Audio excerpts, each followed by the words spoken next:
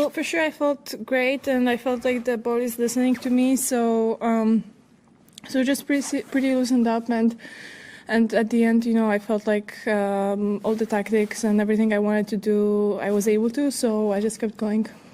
Any questions? Yeah. Do you enjoy being ruthless, and do you take extra satisfaction from a 6-love set? Well, I don't take it personal, kind of, so I wouldn't say I'm ruthless. I just try to have the same kind of attitude and the same kind of focus no matter what the score is.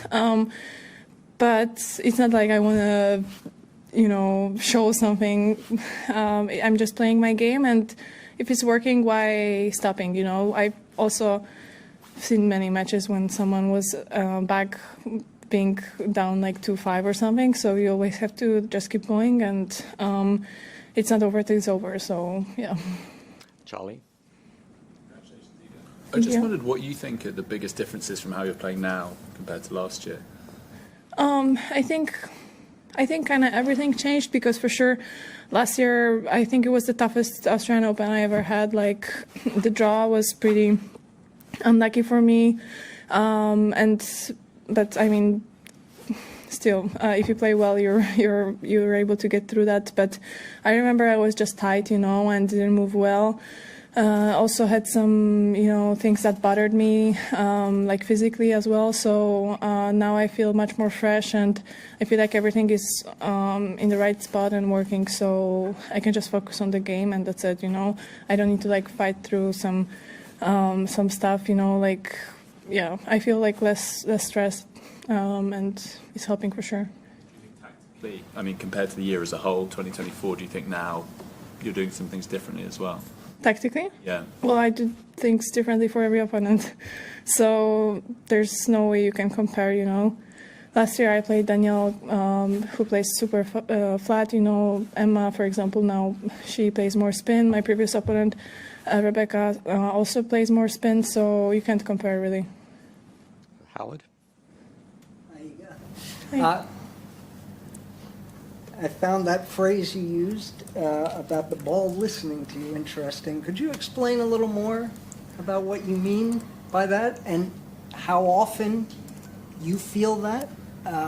Because it looks from outside like that's a frequent thing, but I'm wondering from your perspective. Well, I would say I feel that on a practice court, like most of the time.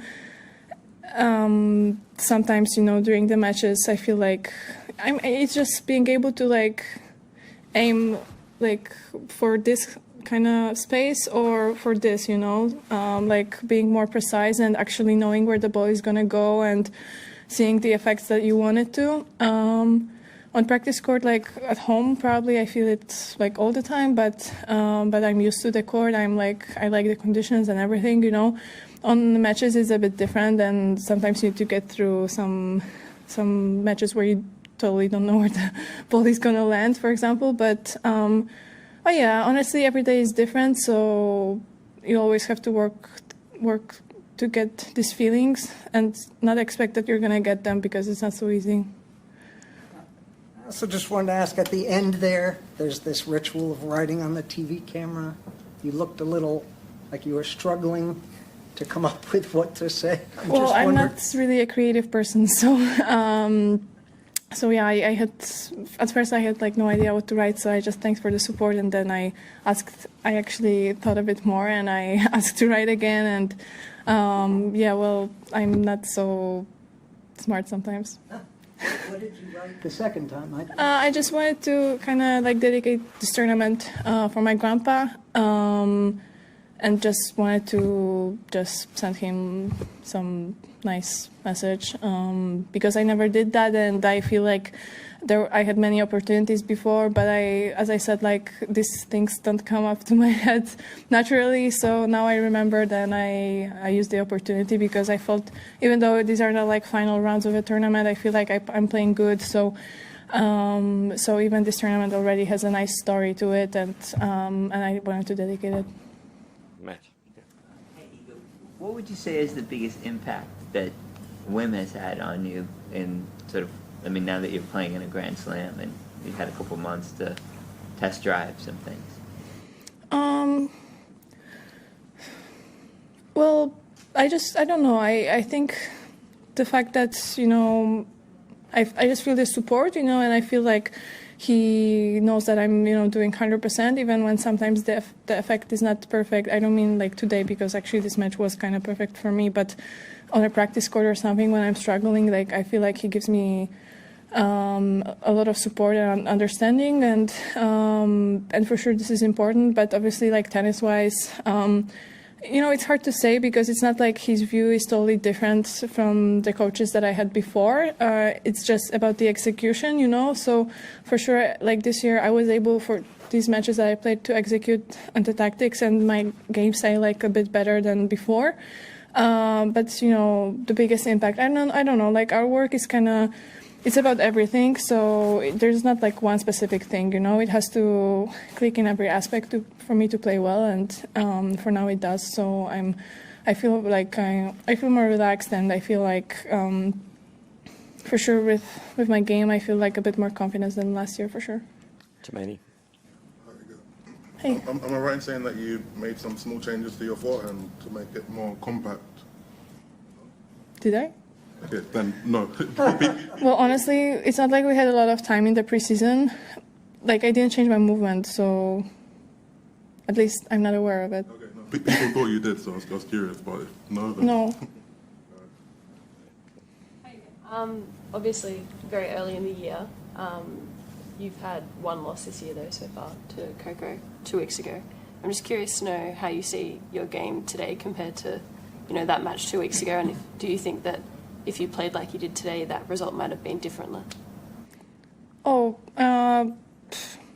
doesn't make sense like to compare, you know, like playing against Coco is different than playing against, you know, Emma or other players. Like she's literally like one of 3 best players in the world right now, I would say. So yeah, but I mean on United Cup I felt like I'm playing good, you know. I had these nice matches with Muchova and with Bulter as well. Like I was in trouble, I was able to come back. I won against Elena for the first time on hard courts, on faster hard courts, so it was nice. I felt like I'm playing good, you know, but for sure, like I was super, like I couldn't give 100% on that match with Coco. Obviously, like she earned it, and she played also really nice and pretty aggressive and everything. But you know, at the end, like I couldn't really move much because everything hurt me. So for sure, I would like to play again with Coco when I'm more like, you know, fit and ready to run and everything, because with Coco, like you need to physically be ready. She's running a lot as well, so the rallies can be long, you know. But yeah, I mean, during the whole year, I think there are many situations where I don't know, both players are like fresh, or one is fatigued, one not. Like Coco could also, like United Cup is intense for everybody, you know. So you never know what you're gonna see on the other side of the net, but when you play these top players, like you always need to be ready and 100%, you know, to win against them. So also these like previous wins that I had with her, they didn't happen like that, you know. I always had to work for it. So I wouldn't compare, you know. Totally different story, totally different tournament. Do you feel fresh in this Australian Open? Like, do you feel good? Yeah. I feel much more fresh than for past 2 years. Like, even though it's beginning of the season, last 2 years I felt much more like fatigue and also a bit more stress, I would say. So this also comes together. So yeah, for sure. Like now I can just focus on improving my game rather than like feeling better. A few players have commented this tournament about the courts being slower and the balls being heavier compared to previous years. Is this something that you've noticed, and how might it affect your game if you've noticed that? I haven't noticed the courts being slower. So for me, they're fast anyway. And the balls, I remember that last year I felt like at the beginning when they were new, they flew like, you know, bullets. Like you couldn't really control them, especially like they were just so like fast in the air, you know. I don't feel this year, but still they are really dynamic and they're bouncing off the court pretty fast. So I wouldn't say there's much difference. Okay, we're going to go Simon, David, Craig, Dan. Movement is obviously a big part of your game, and you can hear your feet squeaking on the court. Is that just because the way you move, or do you have particularly squeaky shoes? It's the way I move. Yeah. Can you hear it when you're moving? Do you notice? Well, honestly, when I started working with On, I realized that there are different ways to do the shoe as well. And they were able also with the Roger shoe to kind of avoid any kind of noise, but I didn't want that. Also, I want my, grip and the shoes that are not squeaking much. I think the sole is like more flat, so like it has no like spaces in between. So I like it, and I asked them to kind of keep it the same, that I always had before, and they are really great brands, so they did it perfectly for me, and but also it's the way I move, I would say. David. Thanks. Okay. I've had my Great. There were a lot of suggestions about how Raducanu had played over here, that there was a freshness about her and that she had really picked things up. She was looking so much better on the court. Did you have any note of that going into the match today? And if that was the case, if you were aware of all that, does something like that spur you on even more to really score line today? I wasn't really aware because I'm not, reading much what you guys write. Sorry. Maybe after the tournament. So I'm so focused on myself, kind of that honestly it doesn't matter. Also, like every match is different. So what you've seen, like 2 days ago, like also I might not play the same. It's hard to keep the same kind of level for whole 2 weeks or even for a week sometimes. So all these stories behind, like I don't really focus on them. And I was ready for a big battle and for anything, that Emma can show. And I'm always kind of on my toes and ready. And I think this is what my kind of focus is about, So I wasn't aware. I just played my game. When did you maybe sense that this was going to be such a one-sided scoreline during the match? I try not to think of that, during the match, because it makes your head kind of lazy, And as I said, like I saw many matches where players were coming back from 2-5, so I just wanted to finish it and to close it. And I don't know. I felt like she might lost her belief a bit, but honestly, you never know, like what's going on the other side of the net. I know that if I would not be so intense, if I would back out a bit, she for sure would use it because she's an experienced player. And so I just focused on myself. Didn't want to, change anything. Okay, final question in English, Dan.